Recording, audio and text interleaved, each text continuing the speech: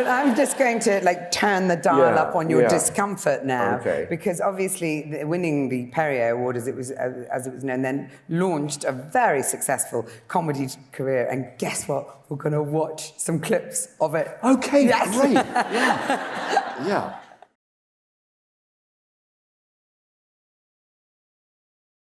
This isn't a test at all, but how can it not make you laugh? I laugh at the other people. You don't have to answer that. I laugh at the other people. Yeah, I'm going to ask you a couple of questions about Veep, just because you played a US senator in the last two series that was based on the thick of it, Armando Iannucci's drama. Was he closely involved? What was the appeal of kind of immersing yourself in something like that? Was it because you'd spent so many years being very serious as a doctor?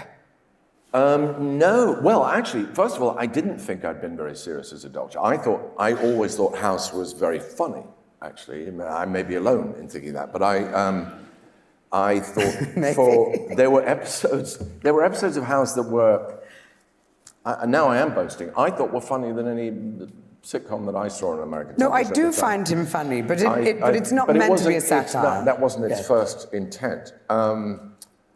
I loved watching Veep. I just thought Veep was the most glorious world that Armando had created, and Julia Louis-Dreyfus is, I mean, I'm speechless. I just don't know how to describe how great I think she is. And I just loved watching it. So when he offered me the chance to be in it, I thought, well, that's amazing and fantastic. The problem, which I hadn't properly thought through, was that as soon as I was in it, I couldn't watch it. So I'd sort of sabotaged my own Luckily, pleasure. it was just the last two series. Three, actually. I think three. I went four. Was it 4, 5, and 6? I think. I can't remember. Is there a sense now, that satire, which that was very much political satire, that it almost can't work anymore because politics themselves are just so ridiculous and already kind of self-satirizing in a way? It is self-satirizing. I suppose so. Yes. I mean, I don't think it's the job of the status quo to stand still so that satirists can hit it like a punch bag. It's. I also am not completely sure that Armando is a definite. I would class him as a definite satirist. Generally speaking, I don't know that it's quite as big a thing in this country as we think it is. But I think that what's happened to politics, it's affected our entire lives. It's actually made all kinds of storytelling very, very difficult because the storytelling to a degree requires a consensus of some kind about what is acceptable behavior and what isn't. And if you start feeling an audience sort of fracturing and starting to think utterly different things about the same piece of information, it makes almost any story hard to tell. I think the most significant example of it, it's such a silly thing, but you may remember a few years ago there was a sort of internet meme of this dress on a hanger, the blue dress. Did you see a blue and black dress, or do you remember this? Yeah. Or did you see a white and gold dress? And people saw either one or the other. There was no sort of half squinting, I kind of see yes, I can sort of see that. You couldn't. You either saw one or the other. It was the same dress.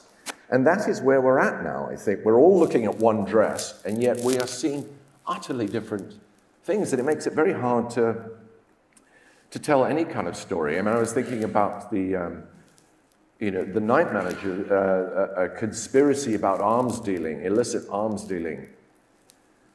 It requires, I mean, all conspiracy stories require a superficial layer of probity for them to survive. There must be some accepted mode of behavior beneath which a dark conspiracy from which flourishes. You divert, yeah.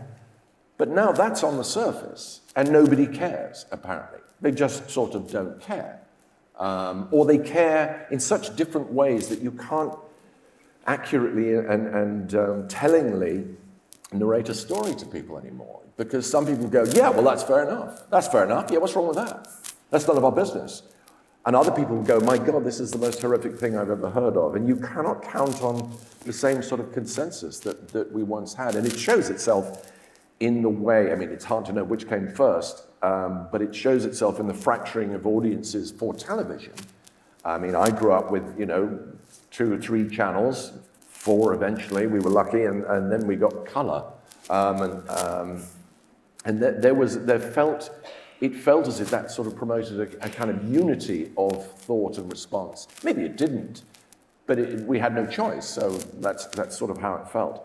And now with 700 channels of anything you care for, it feels as if the audience is so fractured now that it's very hard to arrive at a consensus. I could have just said yes to your question. Now what you've done is you've taken me off down the road, no, and I can't resist Get back on the road. asking one more question about it, which is that do you think that there are still occasions when you can have that kind of, and then we're going to go back to your early comedy career, I'm just telling you now, but are there occasions still where you can have that kind of joining together of audiences, that sort of mass viewing? I mean, I think The Night Manager, which I don't want to talk about now, but you've taken me there. No, I didn't mean to do that, sorry. But that was one of the sort of seminal TV moments, Killing Eve recently, another, Yes, it can happen. And it's of course every broadcaster's dream is the sort of, the all-encompassing Game of Thrones moment where you can capture people young and old and with the same level of enthusiasm. But so it's still possible. It's possible. They seem to be just rare as hen's teeth, though. I remember from my brief foray into the publishing world that you were kind enough to mention that I'll be going into that in great detail shortly. A publisher telling me that I don't even know if he would be allowed to say this now, but he was quite sort of honest about it. He said there's just no point in trying to sell the same books to men and women. They just do not buy them. They don't read them. The number of books read by men and women is vanishingly small. Have you not come across this? Have you not heard that? Oh, this was some time ago. I was really shocked by it. And then I did look at my wife's side of the bed and I saw, no, I haven't read any of those and I know that she hasn't read any of these, so. But I think that relies, we mustn't get into this because that relies on a presumption that women read a certain kind of book and men read a certain kind of book, and I'm not sure that that's true anymore. Which publishers were actually making, yeah. But we've got a little bit of a problem with your microphone, so I'm going to give you an extra treat and let you watch The Night Manager. A little treat, a clip of The Night Manager for you all.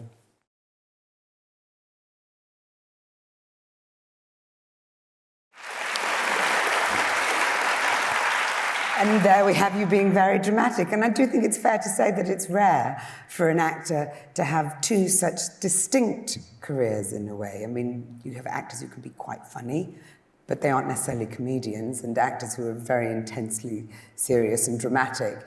But you seem to have managed both. And do you see them as 2 very distinct career paths? That the comedy of a certain ilk ended, and then you moved into something else with...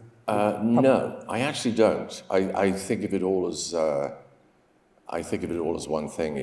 Music's music. It's sort of it is all one thing. I think that the good comedy has to have a sort of truth to it and a logic to it and an emotional sense to it.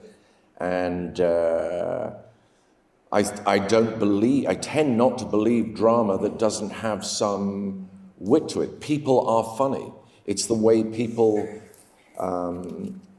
A lot of the times, the way people deal with misfortune or hardship is through jokes. Jokes are a way of processing the complications of the world, making sense of the world. There's often more truth in a joke than there is in some long dramatic soliloquy. And so I don't trust dramas that aren't funny.